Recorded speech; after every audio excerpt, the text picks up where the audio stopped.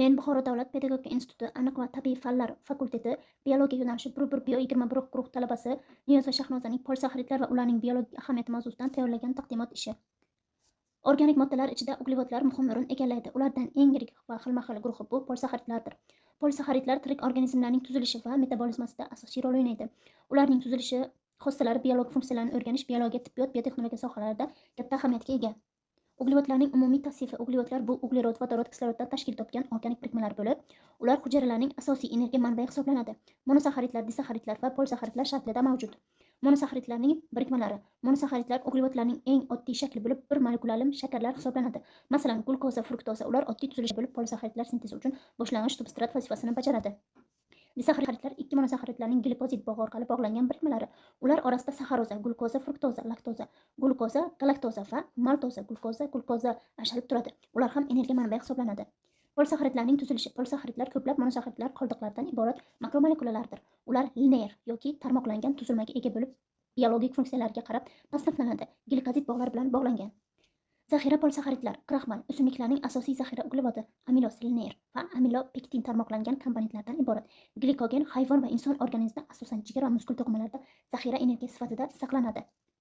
Strukturaviy polisaxaridlar. Tsellyuloza o'simlik hujayralari devorida mavjud tolali tuzilishga ega, inson organizmida hazm bo'lmaydi. Xitin umurtqasiz hayvonlar, masalan, hasharotlar, qattiq skeletlarda va ba'zi zamburug'larning hujayra devorlarida mavjud. Geteropolisaxaridlar. Bu guruhga 2 yoki undan ortiq monosaxaridlar tashkil topgan polisaxaridlar kiradi.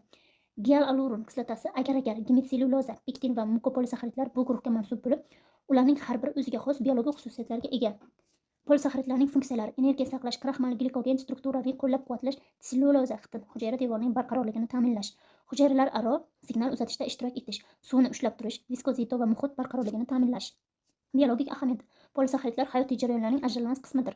Hujayra tuzilmasini mustahkamlash, energiya zaxirasini yaratish, hujayra bo'linishi va o'sishida ishtirok etish mumkin javoblarni shakllantirish. Biologik signal va axborotni tanish.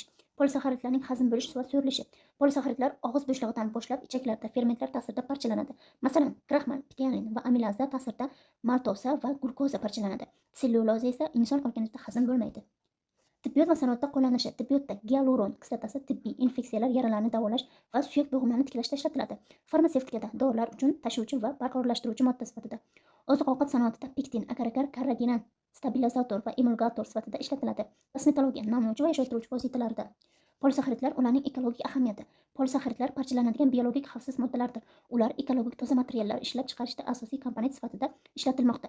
Biomassalarning parchalanishida ishtirok etib, tabiiy muhitda muvozanatni saqlashga katta ahamiyatga ega.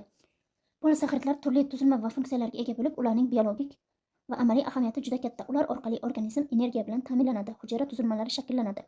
Sanoat va tibbiyotda keng foydalaniladi. Shu sababli polisaxaridlarni chuqur o'rganish zamonaviy biologik fan va texnologiyalar rivoji uchun muhimdir. E'tiboringiz uchun katta rahmat.